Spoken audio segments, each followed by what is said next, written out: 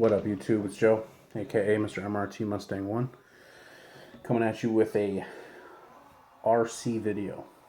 I know it's been a minute. I can attribute that to Thunder. Special thank you to him for the comments and the messages and the encouragement, even throughout the time I wasn't doing any RC stuff, to kind of keep me remembering that where I came from, you know. So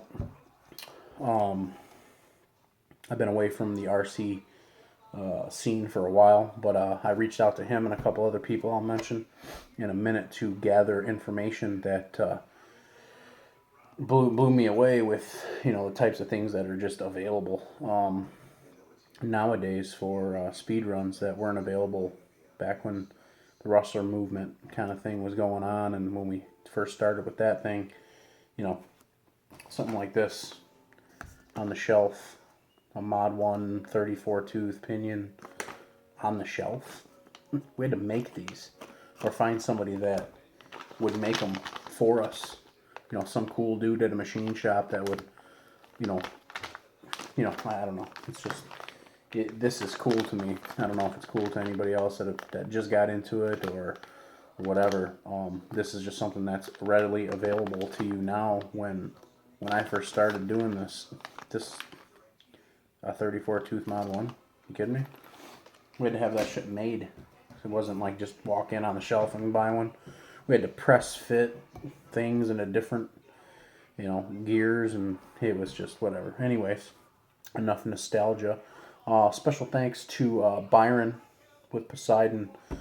I've known Byron since the speedrun days, which is cool. He's always been an awesome dude, and you know, we met when I went to California to do the speedrun stuff, and I just found out that he owns a RC company, or I guess accessory company, motors, cat packs, that type of stuff. So that's pretty sweet. I'm going to be running, I know I'm going to be running a Poseidon motor and cat pack. I do know that I'm going to be running the Mamba XLX. Reason I chose this was I think it was Raw Steel made a couple videos on this ESC not performing to what it should, or not being better than the XL2, because I guess Castle had to unbitchify it and put out a firmware update to unleash the power. I guess they were scared to let people have all this power or something. I don't know. But anyways, thanks to Raw Steel, because I would have probably not purchased this unless I knew that the firmware update was good. I watched the videos on that. Everyone thinks that I was out of it and didn't watch no videos, but trust me, I stayed a little bit in the mix, but quietly. The other thing I picked up was 2 4S packs to make an 8S. This is RC King. I don't know if anybody's ever heard of these.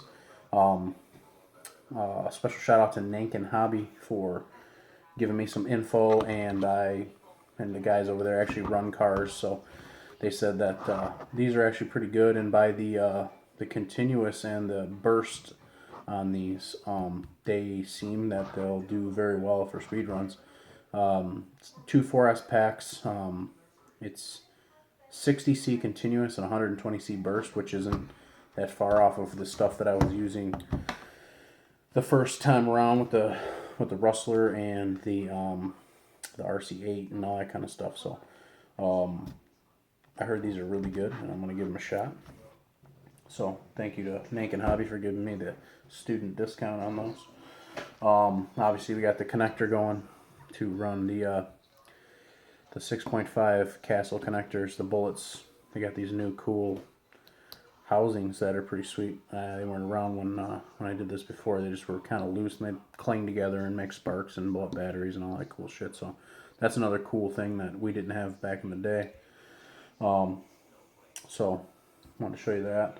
I picked up not 1 but 2 packs of the GRP